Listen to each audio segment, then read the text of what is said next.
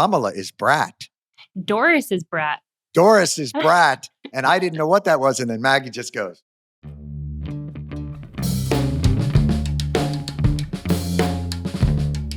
Hey, everybody. Welcome once again to the weekly show with Jon Stewart. My name is Jon Stewart. So last we left off, Joe Biden was the nominee. There was nothing that anybody could do to not have Joe Biden be the nominee. It's just too damn late. It's too damn late. It's too damn hard. The American people won't stand for it. The Democratic Party won't stand for it. Donald Trump is now the inevitable next president. They are unified, deified, and on their way. And now there's a new candidate, and she is deified and on her way. And it's a land. And Donald Trump can't believe that he chose J.D. Vance, who's a lunkhead. And now it's been a fucking week. And the whole thing is twisted on its head, and none of it is really what's happening. And we still have another 3.5 months of this. Ah! I'm here with my erstwhile producers, Brittany Mehmetovic and Lauren Walker, and I apologize for the sheer mind-blowedness of it. But the media takes their cues from the most prognosticating and speculating amongst us and locks it in as conventional wisdom. And you can just see none of it is real. It's mind-boggling. We had such a hard time. I don't know how you guys do this. Why is it's difficult for us to book pundits or journalists that are on television? Their organizations will not let them come on our podcast. Let that sink in for just a moment. Organizations that rely on access and transparency refuse to allow their reporters to come on podcasts to talk about the issues of the day. Why? What do they say to you, Brittany, when you ask them? Honestly, I haven't been able to get clear answers, which is part of the, I think, frustration. And we're not naming names, but we may at some point. Yes, down the line. But it's unlike anything I've really ever seen kind of in the decade that I've been doing this, honestly. It just, and even the simple question like phone calls go unanswered. It's a very just like, we're gonna politely decline on this. This large organization, NBC, left you on red. Didn't they leave after saying, no, we can't have our reporter talk to you? Yeah. And then they stopped answering as to why. And the reporters say, I'd love to do it. Yeah. In this case, reporters are like, would love to join, just need to get network approval. Network approval. And then network approval comes back and says, we're going to decline on this. Yeah. And I say, oh, why? Is there a scheduling issue? Is there, what is the reason? We're politely declining. So you call and you just say, wow. Can I understand it? Like any information. We're reasonable, nice people. Well, most of the time. you are. I don't know if I get to fall into that category, but you certainly do. But just let that sink in. I just want people at home to let that sink in for a second. News organizations stonewall inquiries as to why their reporters are not allowed, are being restricted from just being able to come on a stupid fucking podcast and give their opinion, even as just a promotional tool for either the reporter or for the organizations that they work for. I've once heard a wise man say, democracy dies in darkness. But how is it possible that a news organization would not feel shame and bewilderment at using the techniques of obfuscation that they rail against from politicians and public figures? Lauren, you were in journalism for a long time. Do you recall there being that type of, how in the world, I understand that you can't go write articles for other papers, or you can't host a show on another network, but these types of promotional or cross-pollinating appearances should be standard fare. Nobody's saying that person is now hired to be a part of our regular ongoing commentary. I'm reluctant to speculate because not very journalistic of me, but I do imagine that they feel some type of ownership of these, journalists that they pay their paychecks. Maybe they don't want their ideas anywhere else, or maybe you appear partisan and they want to avoid. This is NBC. I mean, they have MSNBC. Let me ask you a question. Do you think this is a universal rule or this is me? Like, it's hard not to take this personally. It's a once a week podcast. We had the same problem with CNN. They gave us a bunch of shit for trying to bring somebody on. Like, it's bonkers and it makes no sense. And I would think it's an embarrassment to those organizations, those news organizations. And the crazy thing to me is the journalists themselves think it's insane. Yeah, they want to do it. And it shows the fundamental disconnect between the people that are running these organizations and what those organizations are supposedly there for, which is informing the public on the issues of the day, whether they're informing it on somebody's podcast or something else. Just absolute nonsense. But I wanted to point that because, and this is inside baseball, and who even knows how much of this survives the edit into the show. But like, I just wanted to give props to Lauren and Brittany, who have to constantly pivot. We are professional pivoters at this point. It makes it fun. That's so not the case. But I am excited about today's program because we do have access to two incredibly knowledgeable individuals. And we're going to be talking about all the changes that have been taking place within the presidential race. We're going to be talking about the media's inability to respond to it with any kind of chill, but it's all grand pronouncements. It's all just news. Biden is inevitable. Biden can't be inevitable. Biden can't win. Trump is inevitable. Kamala is inevitable. Trump is now like, holy shit, calm down. So I'm gonna let's jump in with that now and see where we go. All right, here we are. We're going to talk to our guest, Doris Kearns Goodwin, presidential historian, Pulitzer Prize-winning author, whose most recent book is An Unfinished Love Story, a personal history of the 1960s, and also Eugene Daniels, Politico White House correspondent and Playbook co-author. Doris, lovely to see you again. You too. Yay. And Eugene, very nice to meet you. We've not met, but I'm excited that you're on the program. Doris, I'm gonna start with you real quick. As a presidential historian, is this is catnip, I would assume, in an unprecedented moment in presidential history. Are you tasting the Pulitzer? Are you tasting what's coming your way when you write this book? What are your thoughts on the historic nature of what we're seeing right now? Well, mostly I live with dead presidents, and I think about them in the morning, and I think about them when I go to bed at night. Sure. And I'm recounting history that went long before, right? And I'm asking them questions and they don't answer me. But this time I'm living in a clearly historic time. And for a presidential historian, it just brings back echoes from the past constantly. I'm living in the 1860s or the 1920s or the 1968. And so it's an extraordinary time. I mean, you're happy to be living in a difficult time. What do you, when you're hearing the echoes, what's resonating the most? Is it LBJ and him stepping out in 1968 and opening up? That was obviously, I guess, before the primaries or during the primaries. What are the echoes that are resonating the most? I think it's clearly that's the last time that a president withdrew from the race. He withdrew in March 31st of 1968. And as you say, he was already in the primaries. He wasn't doing well. He had been battered in New Hampshire. He was about to lose in Wisconsin. But much more importantly, what was happening to him was that he'd been told that unless he sent 200,000 more troops to Vietnam, that it could only be a stalemate if that was so. And he decided the time had come to wind the war down.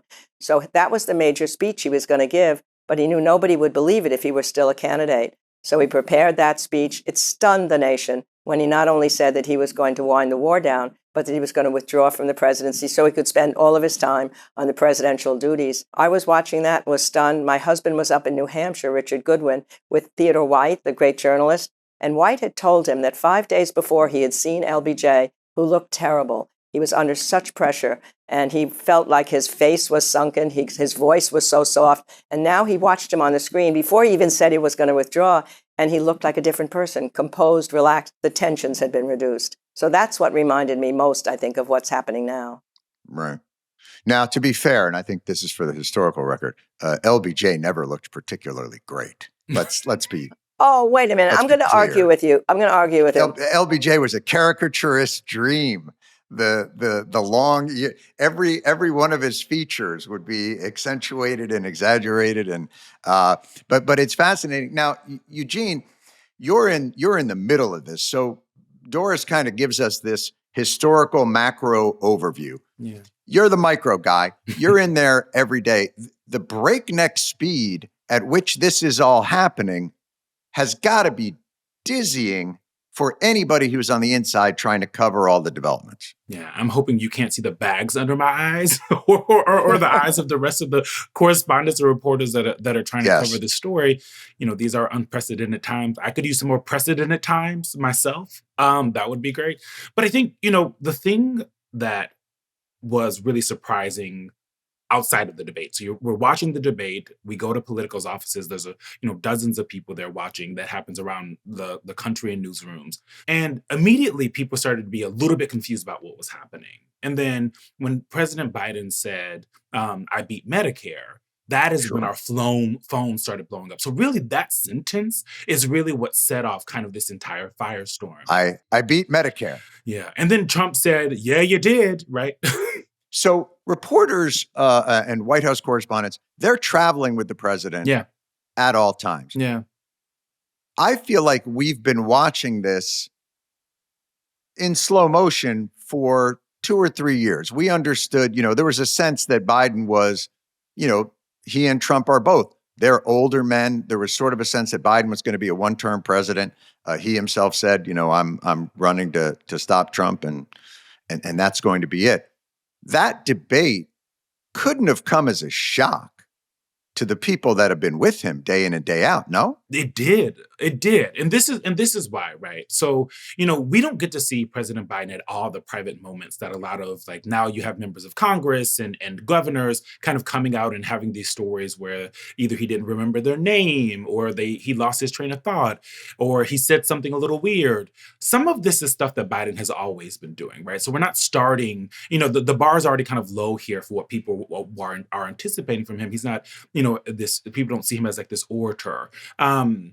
And, if you think about it, the people around him, people who have been doing this for a really long time, if he was like that all the time, why would you debate? They decided that June 27th was the debate that they wanted. They decided that it should be before he had the nomination sewn up. They thought it would focus the American people on the race. It has, but I think not in the race, not in the way that they wanted to. Were they deluding themselves to some extent? I think part of it is like, when you have an older person in your life, and as things start to change, it's like also when you're like gaining weight in your house, right? Like as I gain weight, me and my husband don't see it, but I go home and see my grandmother, and she's like, what are these 20 extra pounds? They didn't realize Biden he had some love handles, had a couple of Dunkin' Donuts. Things were getting out of control there. That is like the feeling, and when you talk to people, that's what they say. And they knew he was old, but they were moving forward. And I think the most important aspect of this is that you can put blinders on when your focus is no one else can beat Donald Trump, right? That is maybe that was the delusion. That's the thing, right? That's the commandment within kind of Biden world, and always has been. Only one person has, and they felt like he was the best poised to do so. We don't know that that's actually true. We're going to test that. The Democrats are going to test that theory moving forward, but that was moving and motivating them to kind of move forward in the way that they were. Whether or not they saw, at some point, everyone will write books and long, deep articles about what people Doris will write saw. books and long, deep articles. That's Doris. What has changed? I'm curious what has changed from the sort of the boys on the bus, from that idea of the access to the presidential candidates. In your mind, was the Biden campaign different traditionally from other campaigns in the way that they limited access, or do we have more reporters now, but less actual access? I do think that access seemed more limited. I mean, just think about FDR. He had 2 press conferences a week, every single week, 2 press conferences. And that meant that the reporters had access to him and they could ask him questions. He could answer them. And he was also having fireside chats. So that I think things have diminished over time. But they also protected FDR to some extent. You know, there was always that They did idea protect that him. they would never talk about his physical infirmity. No, in fact, it's incredible. When he went to give an acceptance speech in 1936, as he was going down the aisle holding on to 2 strong people, his braces unlocked, he fell on the floor, and they had to pick him up. He got up there and he gave a great speech, the Rendezvous with Destiny speech. They never mentioned that he had fallen or that his braces had unsnapped. So things were different then, and that's a problem. Wow. I just want to go back to one thing you said before when you said that how badly LBJ looked. I knew him in the last years of his life when his hair grew long Yes. and it was white and he looked Yes. like a cowboy. And that was a good looking LBJ. But you know what's interesting? I'm just thinking also Doris. about when I look at his, no, don't argue with me. I saw him. Doris, you got to think for president. You know, I've heard you speak rapturously about LBJ. But by the way, one of the few people in the country who believes Lincoln was a sexy beast. That's Doris Kearns Goodwin. I told that. I'm with Doris on that. I'm with Doris on that. All right, fair Yeah, enough. Abe's up there. You know what happened, Eugene, was that I showed John a picture when I was on his show a long time ago of Lincoln as a rugged person before the beard, and he really did look sexy. I wish that beard had never come. But you know, one of the things you No, I think understand. about is that the pressures on the president are such. Can you imagine what they were on with Biden once this debate had happened? You know, you want to have a second Sure. term. You feel like that's even more important than the first term because it's an endorsement of you. You go over and you say to yourself, what if I had just done it differently? It's what everybody who made a mistake during a debate must have said, whether it was Ford when he said something about Eastern Europe or Mike Dukakis when he said something about capital punishment. You go the rest of your life. You know, I've talked to these candidates and you say, when did you stop thinking about that? They say, what do you mean? You think we stopped thinking about that? So for Biden, I think in those first days, it must have been almost frozen to think about that. And then he had to consider, well, the press is coming after me, those editorials, the donors are coming after me. And then for a while, he could say, well, it's just the elites. But I think when the congressman told him that their constituents, the people, in other words, were 90-10 saying he had to stand down, then he finally had to make that decision. It's a really tough decision. I think the difference between, you know, what Doris references in terms of Mike Dukakis was a question that he had gotten about, you know, if his family was violated through crime and what he would do. He was against the death penalty and what he would do. And he gave sort of a twisted and, you know, interesting answer that some say really lost him some support in the election. But those are having a bad debate where you misspeak is different than something that looks fundamentally unsettled. Yeah. He was failing to put sentences together, right? And thoughts together. And, you know, they went into this thinking that you have Donald Trump, who in every debate just kind of like yells and you know says all these things that are that are untrue, and that Biden would look really smart going into the details of all of these things, right? So they tried at one point to say that he overprepared, but he like wasn't saying sentences. He was struggling. It was very obvious. They said he had a cold. It will be a very long time. We may never know what the actual truth is of what was happening up there, right? Because we've seen him since, and he's kind of back to old man Biden as opposed to what we saw on the debate stage.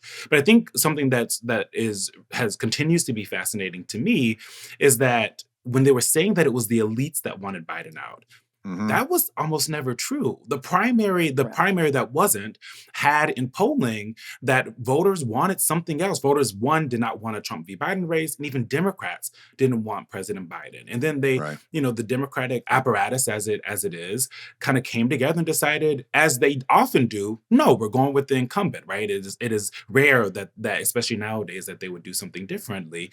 And then what really, I think, turned the tide for Biden was kind of the way that he and his team strategized and worked this out. That first week, when it was kind of, they hunkered down and did the normal Biden world thing, which they ignore everything. They don't want to be distracted. And then they focused on, he had that North Carolina rally. Then he had the one interview with George Stephanopoulos. And they really thought that was going to move things.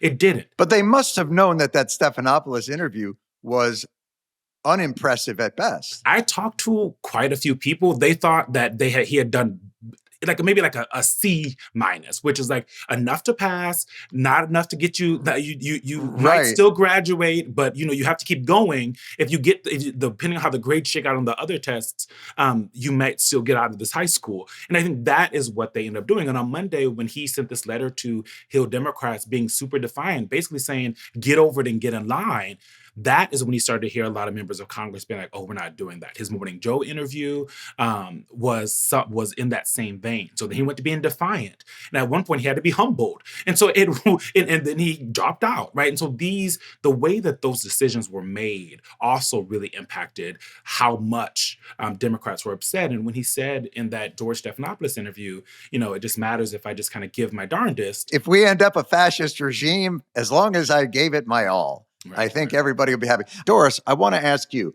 So very clearly, the Democratic Party lined up behind Biden and made sure that the primary season was not a real one. It was kind of a Potemkin village, and they put up one candidate. I think it was Dean Phillips.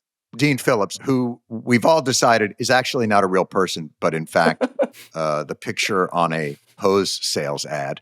But Trump has utterly usurped the entire apparatus of the Republican Party. It really is in service to one man. He controls the platform. He writes it specifically. It takes out all the things that are traditionally. Doris, how democratic are these parties?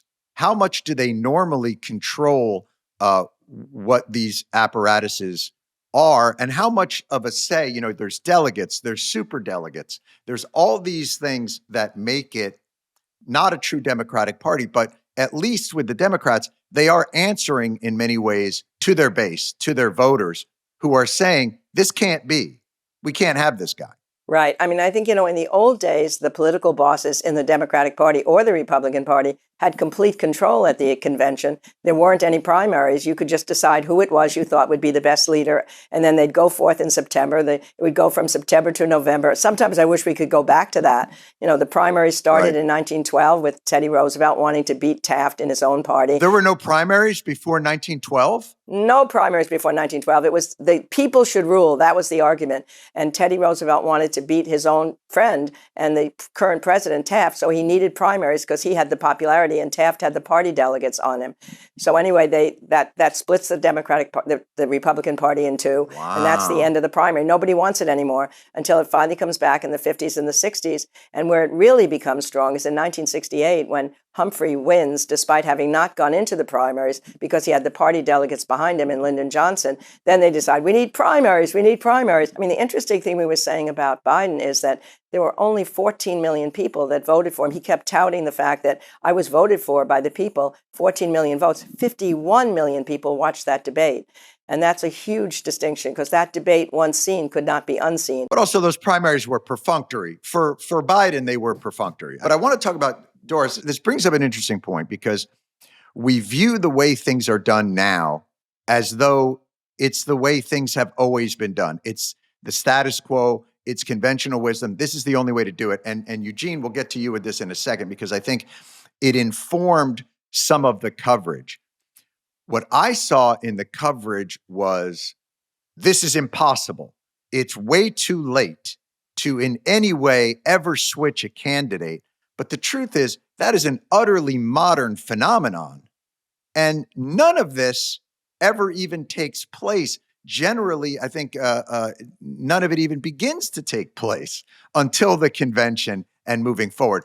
This permanent campaign that we are in is a modern phenomenon, is it not, Doris? Absolutely. No, in the old days where we produced Abraham Lincoln, Teddy Roosevelt, Franklin Roosevelt, we didn't even start thinking about the convention until the convention came. Somebody would come out of the convention, then they would wait until Labor Day, and then the campaign would start right after Labor Day. And we had 2 months to decide who it was going to be. And somehow we may have done a better job then. But I think the interesting thing is where the leaders came back, the Democratic leaders came back in the Biden situation was Even before the debate, 3 out of 4 people thought he was too old.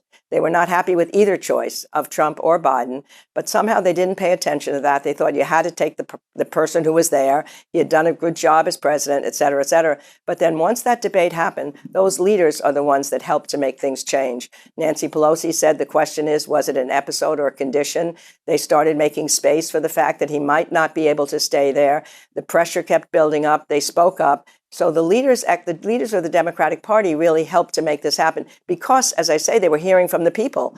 So finally, he had to make the decision, as hard as it was for him. So in some ways, it was the base that decided this, not the elites. It was finally, it seemed the elites listened to the base. Listen to the people. That's exactly right. The base had been saying all along, I'm not and you see this. Now, Eugene, this brings up an interesting point to me about the coverage. And I want to talk about, as this thing was swinging, the sort of hot takes that come out of this. And it was, I'm just going to give you some of the examples of the whiplash that people were going through. So the articles were, Democrats who believe Biden should drop out are insane.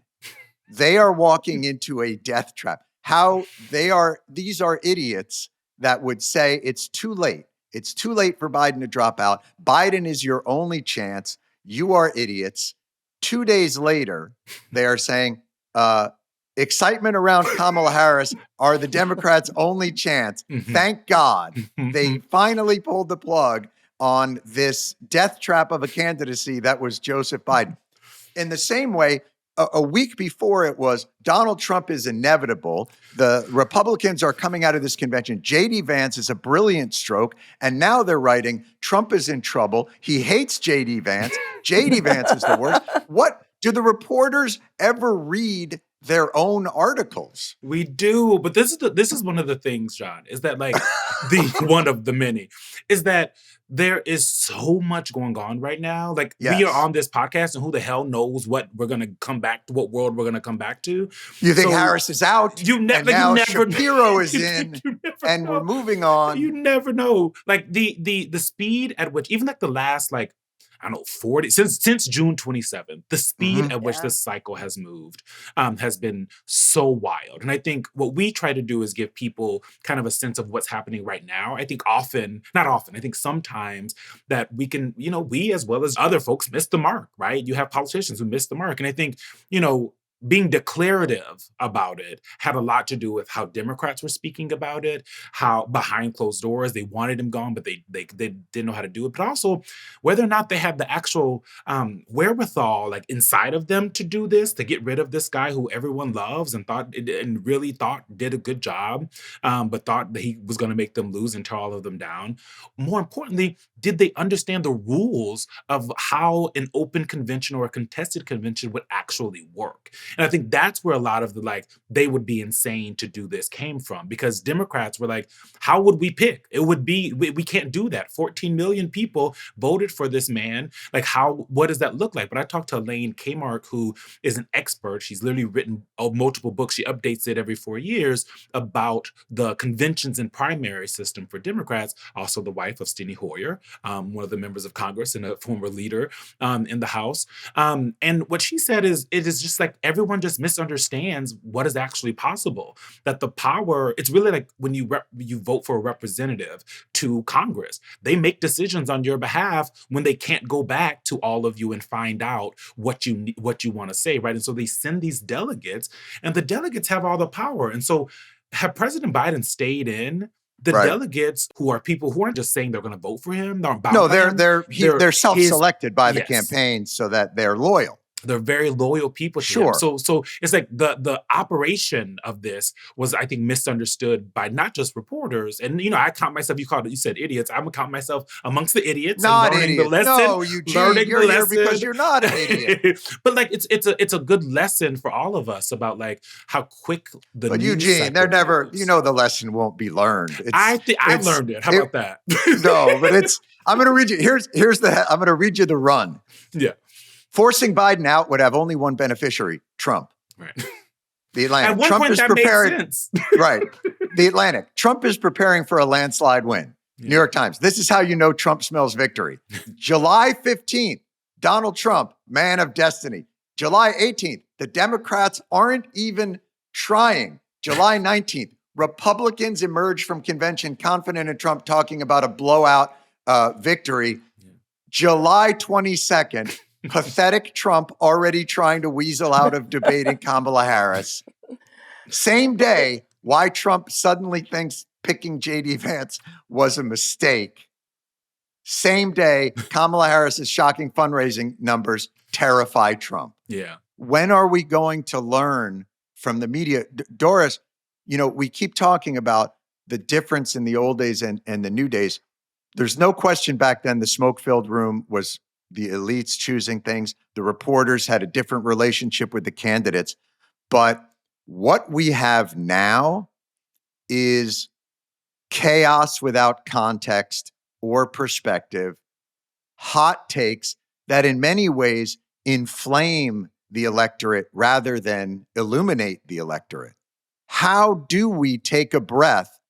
What do we do in terms of, we can't change the speed at which events take place, but can we change the manner by which we either cheer that on or cover it? Doris, what's your thought on that? That's a really good question. I mean, the problem is when breaking news happens, there's an emotion that goes with that breaking news, whether it was the assassination attempt or the Republican convention, or then the fact that Kamala Harris has done so well in the last couple of days, that emotion becomes part of what the press covers. And it means that you're changing 90 degrees, as you're saying, or 180 degrees from where you were before. Maybe you can just sort of have a longer view. I mean, the weird thing about the old days was that the political bosses, yes, they may have been in smoke-filled rooms, but they were looking for a candidate who could bridge the divides in the party. So they weren't looking for an extreme on either side. The problem with the caucus system now and the primary system is often a candidate comes from the extreme and then has to work their way back to the middle in order to win at the other end. So, but it is more democratic. We can never go backwards sometimes. And I don't think people would even go back to the smoke-filled rooms, although I like some of those old political bosses in the old days. They had an intuition about who could possibly be the right person for that time. So, when that first primary happened, the New York Times wrote an editorial saying it was so vicious, as I was saying, between Taft and Teddy. Taft called Teddy a dictator, and Teddy called Taft a pinhead, that it was embarrassing. And if this is the first primary system, we hope it's the last. We hope it's the last.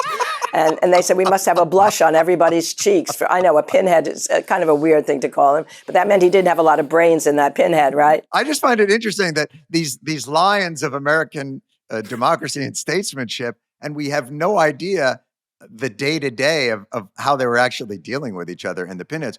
But Eugene, I want to ask you, look, reporters are human beings, and they're invested in this as well. But I want to ask you, do you think now that the ubiquity of the coverage incentivizes reporters to the hot take? You're human beings. You're going to see what gets the clicks, and maybe that shapes the extremity of what goes on there. But it's something that struck me during Donald Trump's trial, is that in court, they just litigate the parameters of reality, the parameters of what happened. There are evidentiary standards, and there are things that each side has to follow.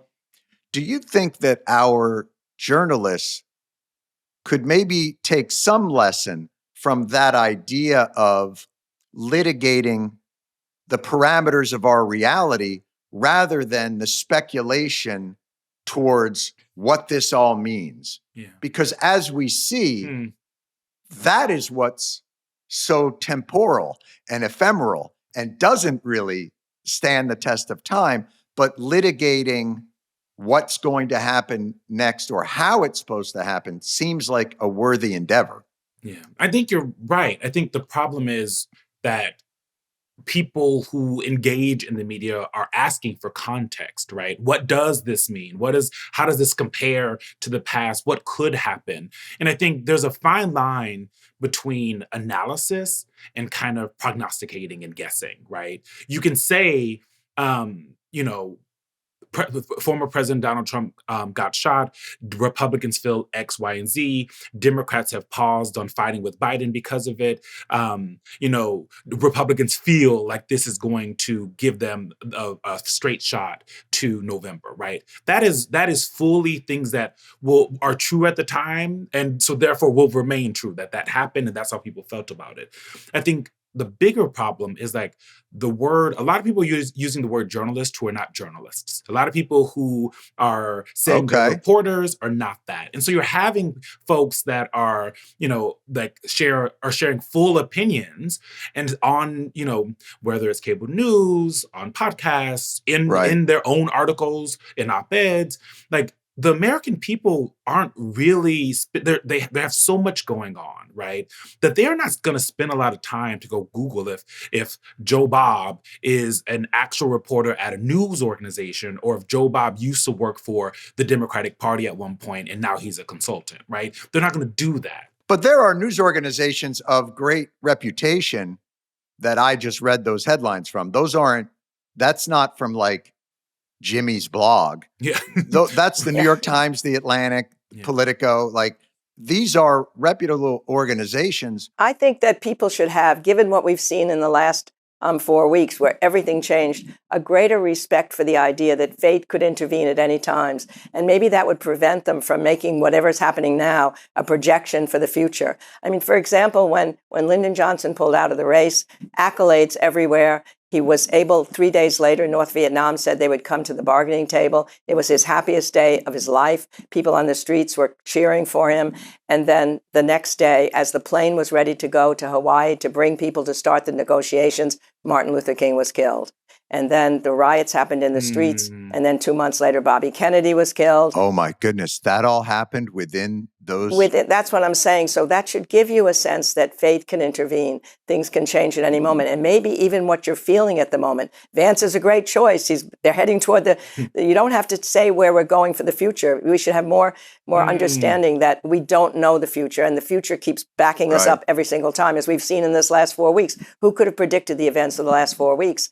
So I think they should feel able, and now Eugene knows this better than I am, not a journalist. I know 50 years from now, if I come back, I'll tell you exactly what it was going to be and how it ended, but they can't know that at the time. Doris, did you just say, if I may, did you just make the prediction? You're coming back in 50 years? To put in context for the American public? Well, look, if my dead presidents are alive, wouldn't that be terrific? I think that's amazing. No, that's a wonderful point. Yeah. I wanted to ask, and Eugene, this is probably to you. What does happen now? What are the mechanics? No, I don't mean what happens now is like Kamala Harris, but what are the mechanics now of this convention? Yeah. Basically, it is an open convention, I would assume, unless they do a nominating vote prior to that. But what are the mechanics of what we're going to see next? Yeah. I mean, first, the rules committees are meeting to kind of decide the rules, right, within the party. Those are not set prior. That's something that happens that close to it. Yeah, you can change it, and then often they vote on the rules like as a full delegation at the conventions. And so, who are the rules committee made up of? Are they delegates? They are. Some of them are delegates, but a lot of them are like a lot of names of them are people that folks will recognize as people who are in Democratic politics. They are members of different types of constituencies. They are governors. They're governors. They're members of, and so they're senators. Some of them are local and state senators and members of the House assemblies. And so they will kind of get together and they will decide what they're doing. We got a draft proposal, and essentially what it says is we're going to vote, and we're going to still have to hold a virtual roll call vote. And the reason is they are certain that this kind of Ohio rule that if you don't have the names selected, if your person is not nominated, they can't make it on the ballot. Ohio changed the law. Ohio said this law no longer matters. We can move on. The Democrats have chosen to ignore that. How is it that a state could say you need the name of your nominee before you would get your nominating convention. That doesn't seem to make any And so sense. they made this rule before, it seems before the convention was like fully set. And so that is where it kind of everyone woke up and they're like, wait a second, we have to figure something out here. So they were going to do this with President Biden. There was a conversation about maybe we don't need to do it with Harris. Ohio says they're good to go, but they don't trust the Republicans in Ohio at their word. And so they're going to continue to do that. And so it's by all intents and purposes, Vice President Harris is the presumptive nominee. We're not using that word because they've committed to her, they're not pledged to her. So, again, with knowing that the fate can intervene, Doris, they could get on that roll call vote and say, like, Jon Stewart is gonna get it. Let's go. Yeah, What?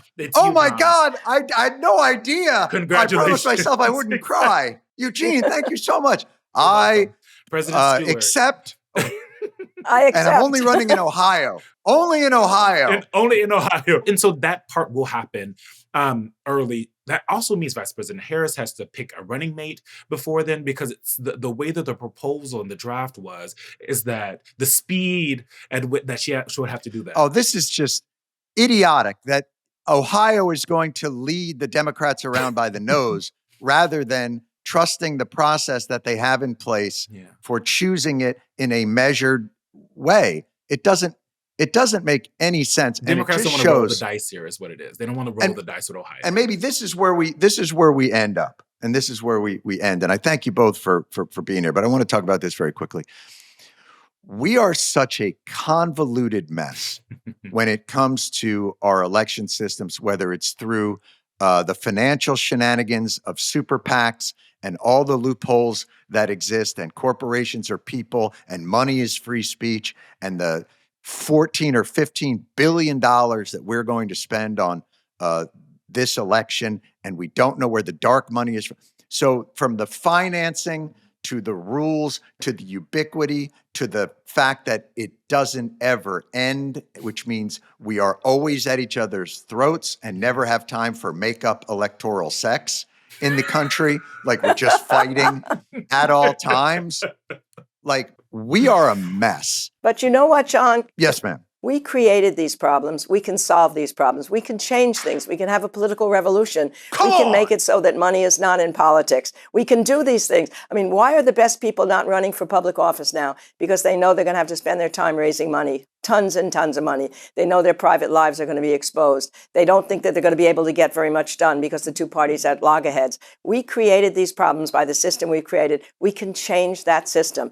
They talked about, we can't make a change in our candidate, even given this most extreme and urgent new information that we've received during a debate, because we don't have enough time. We have time. Meanwhile, France did 2 elections in 6 weeks. England did it in 8 weeks. And those systems can be applied here. We have an electoral industrial complex that needs to be broken up. It is monopolistic, and FTC needs to get involved. Eugene, what say you, sir?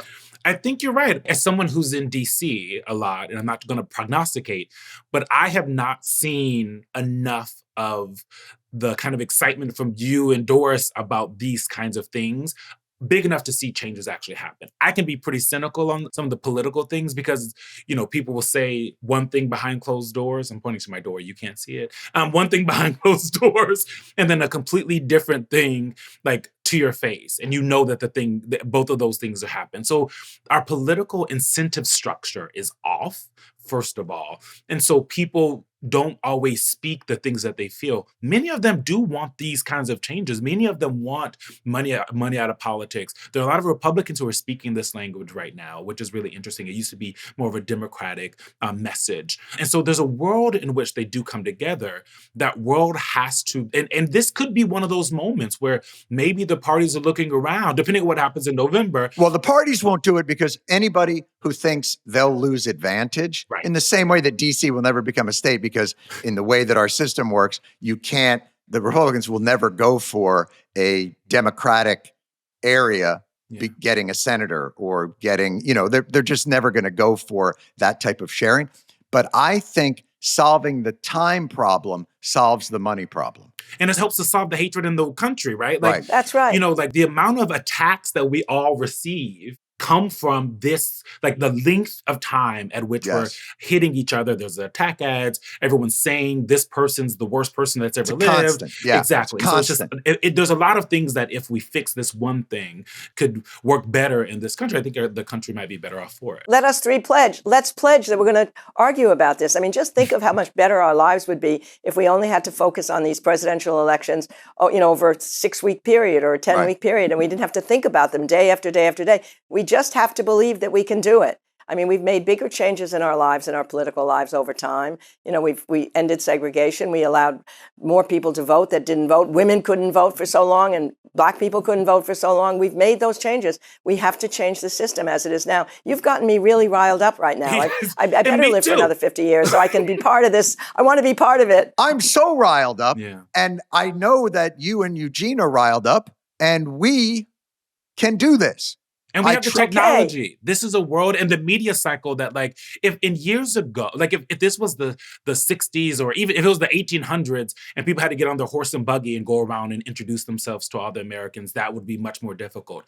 These people can introduce themselves at the drop of a hat. You could have the amount of ads, the amount of Twitter, the amount of information we can get about these people in a short amount of time actually wouldn't be difficult. 2 to 3 months is almost too long. People will already be sick of it. You'll already be in that cycle of, I'm tired of this person, I want the next person. The idea that this vetting process is somehow getting us closer to more competent and better leadership is nonsense and insane. And we have created an electoral campaign system that does the opposite of what it is intended to do, which is we've created a system so burdensome, so onerous, so expensive, so hate-filled that all it does is drag the worst of us to the highest positions in leadership. And I say it changes now, and I'm proud to announce my co-chairs of Eugene Daniels and Doris Kearns Goodwin, and we're going to make this happen. And I didn't even curse once. Not one during time. that entire speech. Very good. Very good. You guys are the best. Thank you for joining us today. Really helpful and really informative. Doris Kearns Goodwin, it's always an honor to see you and a delight. I don't see you enough. And Eugene Daniels, so nice to meet you. Doris Kearns Goodwin, presidential historian, Pulitzer Prize winning author, most recent book, An Unfinished Love Story, Personal History of the 60s. Eugene Daniels, Politico White House correspondent, Playbook co-author. Thank you both so much for joining us. Thank you for having me. Thank you. Man, that was terrible for Rob on sound or Nicole but man, I'm fired up now. There was an epiphany in the middle of it that it's not about the money follows the time. Because the elections are never ending, the money hose is unceasing. If we change the time, we change the money, we change the atmosphere, we change the corrosive and eroding effects that it has on our souls. Mm-hmm. We shorten the time we have to endure this nonsense. That is so true. It really gave me hope because when I think about tackling the money in politics issue, it seems insurmountable, but addressing the time is a secret way in. I think that's right. It's a backdoor hack. We call it a life hack on the TikTok world. Yes. John, are you on TikTok? I'm in my life hack era. Got it. I'm not on TikTok, but Maggie makes me know. Yeah. Kamala is brat. Doris is brat. Doris is brat. And I didn't know what that was. And then Maggie just goes. And I was like, I don't know what that is, but I'm assuming it's something, but I have no idea.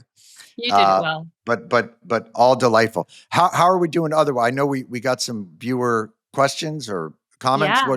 What are we dealing with this week? We put out a call asking for people to send in some questions for you. So we have some for you. Come at me, bro. Come at me, bro. We have someone who is starting college and their roommates are random. And they want to know how they can avoid opinion/political conflict in a tight dorm room. Mm. Oh, you're not supposed to. That's the whole point of a dorm room.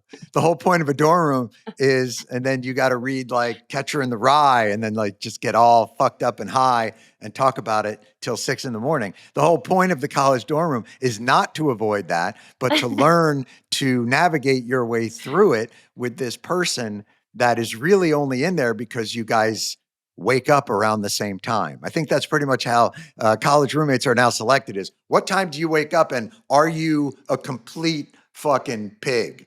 You know, so it's that's the gradation. But I would suggest you are in close quarters.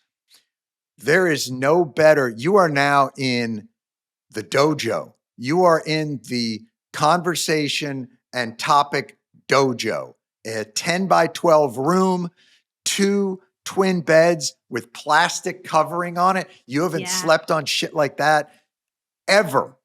And this is boot camp for learning how to get along with another person that you don't. I think they should switch roommates every 6 weeks and throw you into a whole other scenario of political and sociological tumult. And it should always end with like 6:30 in the morning being like, in theory, socialism does sound good, but in practice, it just never worked. That's what don't avoid it. Dive in, head first, feet first, and invest in a durable bong. Or is that's probably old school advice because now the kids probably smoking those, the whatever those are. Vapes. Yeah. There you go. Every time I get a word or a thing that I don't quite. Yeah, done, settled. All right, next question. And this is a quote. Oh my God, babe, you got to drop your skincare routine. Oh, well, here's my routine. Don't do anything for 61 years and let the chips fall where they may. Terrible, terrible. Well, so far, I think we've done an excellent job at responding to viewers' concerns. Do you want another one? You give me one more, and then we'll move it on. Yeah. All right, John. Here we go. Come on. I need advice on how to end a relationship. Oh, it's so interesting to me. You know, we're doing a podcast about social and political issues, and everything we're getting so far is like my lifestyle blog. Like, I think they want me to be a get ready with me influencer. Yeah. Talk about breakups and skincare. I think I've been doing the wrong show forever. That's the next podcast. The breakup thing is be creative. Nobody wants just a straight thing. Have them come in a room and go, oh, it's so bright in here. And then lower the blinds and on it is written, get the fuck out. Get out of my house. And then they're going to be like, oh shit, that hurts, but props to you for the creative endeavor in the way that you did it. Some production value. It's like a reverse promposal. That's right. Solid show. Boy, did I love Doris. Very nice to meet Eugene. As always, I want to thank lead producer Lauren Walker, producer Brittany Mehmetovic, video editor and engineer Rob Vitola, audio editor and engineer Nicole Boyce, our researcher and associate producer Jillian Spirit, executive producers Chris McShane, Katie Gray. You guys are killing it. Great topics, great research, great information. Thank you all so much. And that's it for us. We'll see y'all next time on The Weekly Show. Bye-bye. The Weekly Show with Jon Stewart is a Comedy Central podcast that's produced by Paramount Audio and Busboy Productions.